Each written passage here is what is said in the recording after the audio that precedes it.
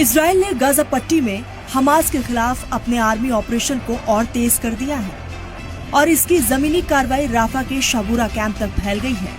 इसके अलावा गाजा में हवाई हमले किए गए, जिससे मौत और तबाही का सिलसिला जारी रहा। गाजा हेल्थ मिनिस्टर के मुताबिक अब तक कम से कम 710 फिलिस्तीनी मारे गए हैं, लेकिन एक तरह के करिश्मे में 1 महीने की बच्ची इजरायली हमले से बच गई, जिसमें गाजा के खान यूनुस में उनके वालिदैन और भाई मारे गए थे। बच्ची को ढही हुई इमारत के मलबे से बचाया गया।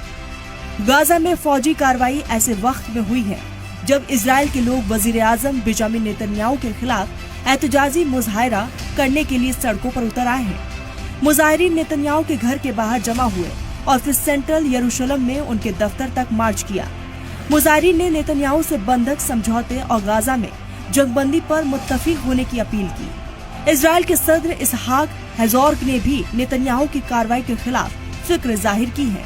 सदर हेजोर्ग ने कहा कि वो नेतन्याहू सरकार के जरिए उठाए गए कदमों से फिक्रमंद है। उन्होंने व्हाइट हाउस की प्रेस सेक्रेटरी कैरोलिन लेविट ने कहा कि ट्रंप इंतजामिया गाजा में इजराइल की कार्रवाई को पूरी हिमायत करता है। इस बीच यूएन सिक्योरिटी काउंसिल ने एक साबिक इजरायली बंधक अली शारबी की गवाही सुनी, जिसने काउंसिल को बताया कि उसे गाजा में 491 दिनों तक पीटा गया, जंजीरों में बांधा गया और भूखा रखा गया। शारबी ने आगे कहा कि गाजा में इंसानी इमदाद का हमास की तरफ से गलत इस्तेमाल किया गया, जबकि बंधकों और शहरियों को भूखा रखा गया।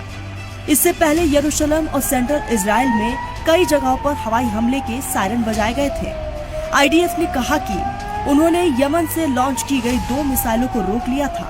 हौसियों ने तस्दीक की है कि वो इजराइल पर मिसाइल हमले के पीछे थे।